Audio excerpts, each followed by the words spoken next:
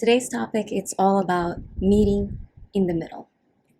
Different type of population, different type of gender, different type of races, different type of, I would say, age group, focus very much in not doing their part of meeting in the middle.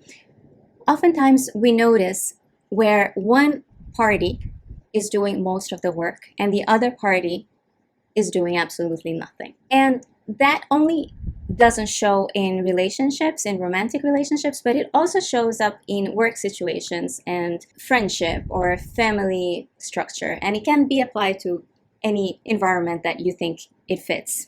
But what happens is one party has more of a sense of entitlement where they think that they don't need to work as hard in that relationship. And the other party thinks that they have to not only work hard, but they end up overcompensating for the lack of care that the other person gives. Because of societal norm, one particular gender has been given the role to carry the burden of the relationship in terms of nurturing, caring, and loving. And in today's generation, we know that is just completely unfair. We need to become aware, especially if you are a man. You probably have this embedded in your system where you are so used to women asking you questions of how are you feeling, and taking the nurturing and the caring side, that you probably forget to do the same to women. Now, of course, that's not all men, and mostly great leaders, male leaders, they're excellent in asking their employees how they're doing, how they're feeling. My boss is like that, and he's phenomenal. We never know how he's doing, how he's feeling. So it's really important to meet everyone in the middle and have that perspective that we are all in this society to collaborate with one another. And we need to find better ways of making sure that everyone feels cared. And the way you do that is by exercising and learning about interpersonal skills that comes with not just speaking, but also listening and caring. Now, the second half of today's video is really hard. It's how to apply this meeting in the middle when you don't even know what you truly deserve. All genders, we know when we are feeling resentful and we are feeling that we are overgiving and we're not receiving much in return. So this is a wonderful time to also understand that you're only feeling that way because think that if you give more, you will receive. But it doesn't work like that. And that's just going to lead you to maybe burnout or feeling resentful, feeling snappy. So this is where you have to give it to yourself. And you're like, no, hold on, I'm important too. So I'm going to just sit back, lean back, stop giving to others because I'm feeling these emotions. And these emotions are not from a place of abundance, right? So it's time to rest. And this is where you're like, okay, I'm going to rest in my own energy and I'm going to pour it into myself. Because at this point, if you don't know your worth, you will think that it's normal for you not to receive. And part of the work that I do with women in women becoming more feminine, because feminine women are very generous and they make everybody feel good, but it comes from a place of them feeling good first. And this leads to another segment, which is before we love someone, before we get into a loving relationship, we always hear you have to cultivate self-love.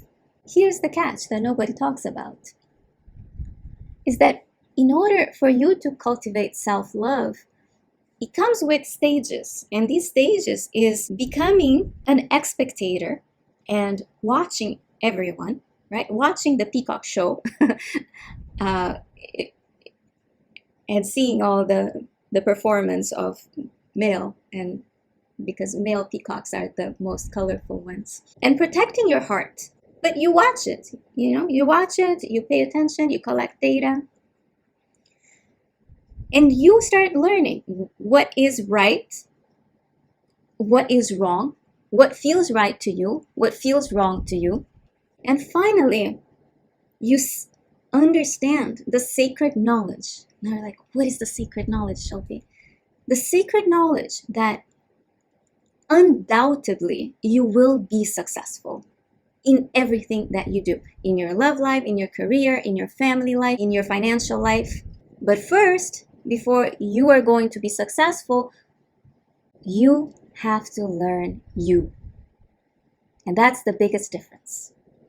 Knowing your boundaries, knowing your limits, knowing what feels good to you, knowing who you are, knowing how to meet people in the middle, knowing you, knowing how you work in life, knowing what you bring into the table, knowing your skills, knowing your talents, knowing what you're good at, knowing what you're bad at. We are all raised with the misconception that you will be accepted no matter what by whoever. If someone loves you, they will love you exactly for who you are. Wrong. They won't. Why would they? The only person that will accept you exactly how you are is probably your mother. But that's it. Everybody else, you will have to meet them in the middle. You will have to know, okay, can I handle this about this person? And I'm not talking about only relationships. It's about bosses. It's about coworkers. If you want a successful relationship in all aspects of your life, you have to meet everybody in the middle. But don't overgive, and also don't become entitled. Don't think that hey, this is how I am, take it or leave it. No. Oftentimes when we're challenged, we hear people saying, oh, I don't think this is going to work. And the truth is, the person is telling you is that I don't think I want to do the work. So I'm going to find somebody else who takes me as shitty as I am, because obviously you won't, but there will be someone who will. Understand that if you are having any kind of friction or something that you don't like, find out, can I meet that person in the middle, right? Like maybe someone's asking you for a raise. Maybe you cannot give the raise, but can I give her something else, right? Can I meet them in the middle? And that's the thing that we all should ask. And even maybe you don't like things about your company, but can you meet in the middle of the culture? Because no culture is perfect. No place is perfect. No boss is perfect. No human being is perfect. We are constantly evaluating and finding ways to adjust and adapt. And with growth, by doing your shadow work, by doing your inner work, by constantly learning better social skills, be that with a therapist or with a coach or online, reading books, journaling, ultimately you become this very flexible and adaptable and easy person to be with. That does not mean that you don't have standards. That does not mean that you don't have values. If anything, you become a higher valued person, because if you have lived a long life and you have never really invested in your own people skills, right? People call it power skills, soft skills, whatever you call. If you're not investing in your own emotional intelligence, then there's absolutely no way that you will be successful in any area of your life, because it all goes back to you.